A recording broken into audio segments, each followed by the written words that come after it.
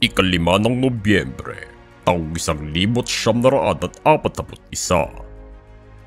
Tinanggap ng kabuuang hukbong pandagat ng Hapon ng Top Secret Order No. 1, isang utos ng pagbabomba sa Pearl Harbor, Malaya, Silangang Indyong Ulandes at ang Pilipinas na isasagawa matapos ang isang buwan ng iutos ito.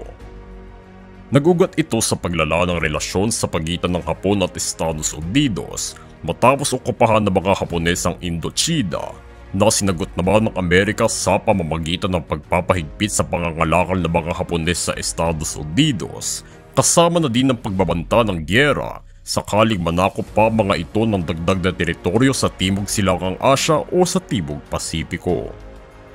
Walang intensyon naman ng mga Hapones na isuko ang kanilang mga sinasakupan o tumigil sa pag-abante, kaya't pinaghandaan nila ang unang pag-atake sa paghaharap ng kanilang mga bansa, ang pagbomba sa Pearl Harbor.